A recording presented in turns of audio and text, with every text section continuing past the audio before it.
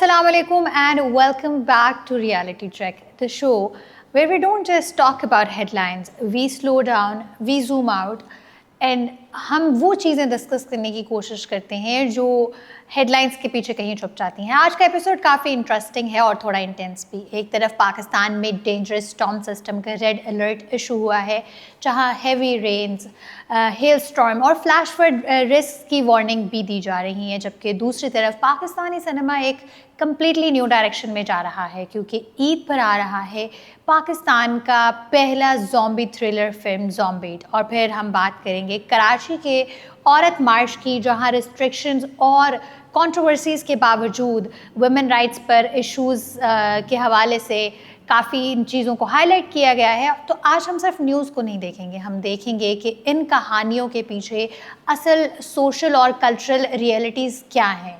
So let's start with our first segment. Pakistan में weather situation एक serious turn लेती नज़र आ रही है।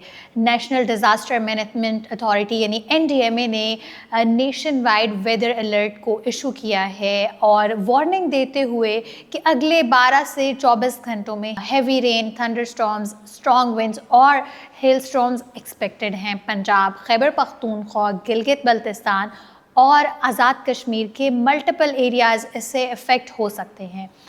इस्लामाबाद, लाहौर, रावलपिंडी, सियालकोट, मुल्तान और इस तरह के कई दूसरे शहर सिवियर वेदर का रिस्क वहाँ पर बताया गया है और ख़ास तौर पर नॉर्दर्न एरियाज़ में कंसर्न और भी सीरियस है। NDMA के मुताबिक राइजिंग टेम्परेचर्स ग्लेशियर मेल्टिंग को तेज़ कर रहे हैं, जिसकी वजह से फ्लैश फ्लड्स, लैंडस्लाइड्स और GLOFs यानी ग्लेशियर लेक आउटबर्स्ट फ्लड्स का ख़तरा भी बढ़ रहा है। अगर आसान अल्फाज में बात की जाए तो ये सिर्फ बारिश का मसला नहीं है, ये क्लाइमेट प्रेशर का एक बहुत बड़ा सिग्नल भी है। इंटरेस्टिंग बात यह है कि NDMA का कहना है कि ये वेदर पैटर्न मंथ्स पहले इशू की गई क्लाइमेट असेसमेंट के मुताबिक ही डेवलप हो रहा है, यानी ये बात कि एक्सट्रीम वेदर अब अनएक्सपेक्टेड नहीं रहा। पाकिस्तान दुनिया के उन ममालिक में शामिल है जो क्लाइमेट चेंज से सबसे ज़्यादा वल्नरेबल भी हैं और सबसे ज़्यादा इम्पैक्टेड भी हैं। और जब इंफ्रास्ट्रक्चर वीक हो,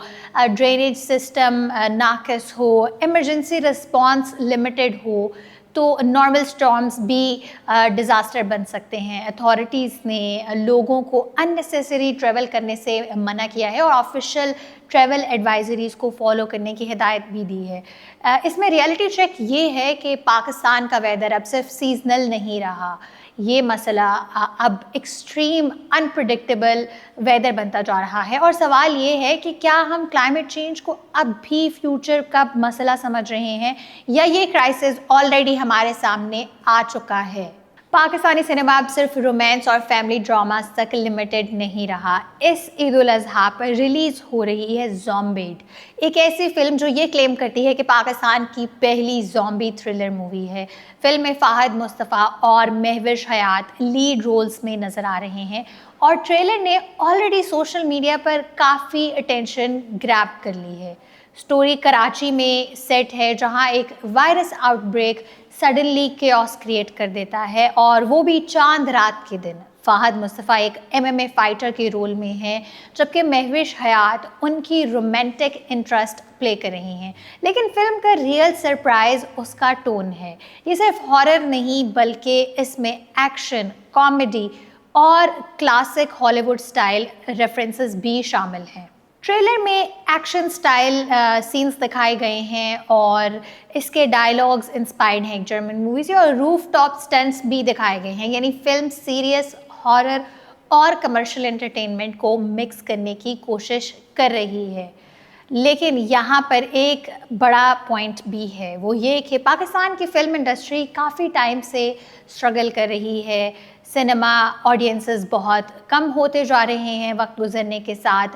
बिग बजट प्रोजेक्ट्स को रिस्की समझा जाता है और स्ट्रीमिंग प्लेटफॉर्म्स कंपटीशन क्रिएट कर रहे हैं। ऐसे एनवायरनमेंट में ज़ॉम्बीड जैसी मूवी का एक्सपेरिमेंटल फिल्म एक इम्पॉर्टेंट सिग्नल है। ये बताता है कि लोकल सिनेमा न्यू जॉनरास को ट्राई कर रहे हैं, ग्लोबल स्टाइल की स्टोरी टेलिंग को एक्सप्लोर किया जा रहा है और ऑडियंसेस को फ्रेश एक्सपीरियंसेस देना चाहते हैं। लेकिन उसके साथ ही साथ एक चैलेंज भी क्लियर है, ज़ॉम्बी जॉनरा इंटरनेशनली ऑलरेडी बहुत स्टैचर्ड है।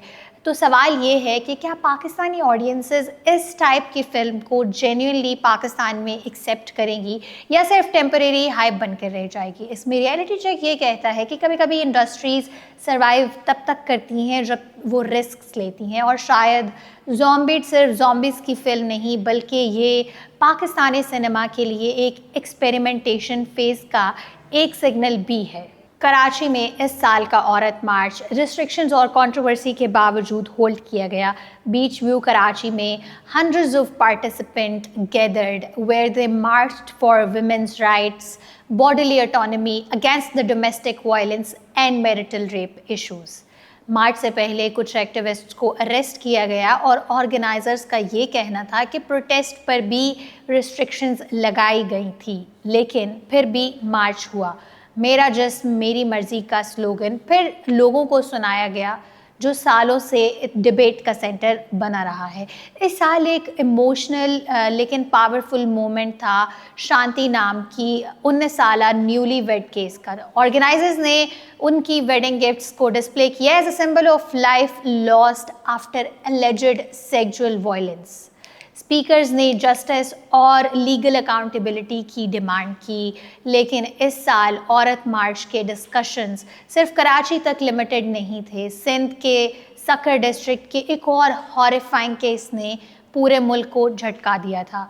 गुलान भारो 2 बच्चों की माँ जो एलिजिडली ऑनर किलिंग का शिकार बनी। रिपोर्ट्स के मुताबिक वो अपने एब्यूजिव हस्बैंड से अलग रह रही थी और कुछ वक्त से अपने वालिद के घर में मौजूद थी। जब उसके हस्बैंड ने उनके ऊपर कारी का इल्ज़ाम लगाया था तो गुलान जान बचाने के लिए पुलिस स्टेशन पहुंच गई। एक्टिविस्ट्स के मुताबिक वो ज़ख्मी हालत में पुलिस तक पहुंची। इस बार पुलिस ने अनयूजुअल तौर पर प्रोटेक्शन दी और केस कोर्ट तक लेकर जाया गया। कोर्ट ने उन्हें दारुल अमान ट्रांसफ़र करने की डायरेक्शन भी दी, लेकिन फिर एक इमोशनल सीन हुआ। कोर्ट के बाहर उनके वालिद ने अपनी पग उनके पाँव में रख दी और ये कहकर के उसे घर लौटने की रिक्वेस्ट की। गुलान ने रिपोर्टरली एक सेंटेंस कहा जो अब सोशल मीडिया और एक्टिविस्ट सर्कल्स में वाइडली डिस्कस हो रहा है कि मैं जानती हूँ मुझे मार दिया जाएगा। उसने कहा वो अपने बाप की इज्जत के लिए घर वापस जा रही हैं, लेकिन कुछ दिन बाद उन्हें एलिजिडली उनके हस्बैंड और उनके अकम्प्लिसेस ने गोली मार कर कत्ल कर दिया। इस केस ने एक बार फिर से वही सवाल उठाया है कि क्या पाकिस्तान में ख़वातीन को प्रोटेक्शन मिल भी सकती है अगर वो ख़ुद पुलिस और कोर्ट्स तक पहुँच भी जाएँ। क्या उनको प्रोटेक्शन और जस्टिस दिया जाएगा। मार्च में परफॉर्मेंसेस हुई। फैज़ अहमद फैज़ की मशहूर नज़्म हम देखेंगे और पॉलिटिकल कमेंट्री भी शामिल थी। सपोर्टर्स ये कहते हैं कि औरत मार्च ख़वातीन को आवाज़ देता है और इम्पॉर्टेंट सोशल इश्यूज़ को पब्लिक डिस्कशन का हिस्सा बनाता है। उनका ये भी कहना है कि domestic violence, marital rape, honour killings और लैक ऑफ लीगल प्रोटेक्शन जैसे मसाइल को इग्नोर करने से प्रॉब्लम ख़त्म नहीं होता, बल्कि साइलेंस ही एब्यूज़ को मज़ीद बढ़ाती है। क्रिटिक्स ये भी कहते हैं कि कुछ स्लोगन्स और मैसेजिंग अननेसेसरीली प्रोवोकेटिव होती है और मूवमेंट सोसाइटी को डिवाइड करती है। इस सब में रियलिटी चेक ये कहता है कि औरत मार्च अब सिर्फ एक एनुअल रैली नहीं रही, ये पाकिस्तान के अंदर gender debates, freedom of expression, cultural values, patriarchy और सोशल चेंज के लिए एक सिंबल बन चुका है। और असल सवाल ये है कि क्या पाकिस्तानी सोसाइटी इन मुश्किल कॉन्वर्सेशंस को करने के लिए रेडी है, या हम अनकम्फर्टेबल रियलिटीज़ को इग्नोर करना ज़्यादा आसान समझते हैं। क्योंकि जब एक औरत ख़ुद कह रही हो कि मैं जानती हूँ मुझे मार दिया जाएगा और फिर भी सिस्टम उसे बचा ना सके, तो डिबेट सिर्फ स्लोगन्स की नहीं रहती, फिर सवाल पूरी सोसाइटी और जस्टिस सिस्टम पर उठता है। तो आज के एपिसोड में हमने देखा कि कैसे extreme weather warnings climate reality को एक्सपोज कर रहे हैं, और हमने ये भी देखा कि कैसे पाकिस्तानी सिनेमा ज़ॉम्बी जैसी एक्सपेरिमेंटेशन की तरफ मूव कर रहा है, और कैसे औरत मार्च सोसाइटी के अंदर मौजूद डीपर टेंशंस और कॉन्वर्सेशंस को रिफ्लेक्ट करता है। रियलिटी चेक का पर्पस सिर्फ हेडलाइंस को रिपीट करना नहीं, बल्कि उनके पीछे छुपी एक बड़ी तस्वीर को समझने की कोशिश करना है। और अगर आपको एपिसोड पसंद आया तो इसे शेयर करें और कमेंट्स में हमें अपनी राय से ज़रूर आगाह करें। आप किस इशू पर सबसे ज़्यादा स्ट्रॉन्ग ओपिनियन रखते हैं, हमें ये भी ज़रूर बताइएगा। I am Ramna Saeed signing off from reality check where facts cut from the noise. Catch you in the next episode. Thank you.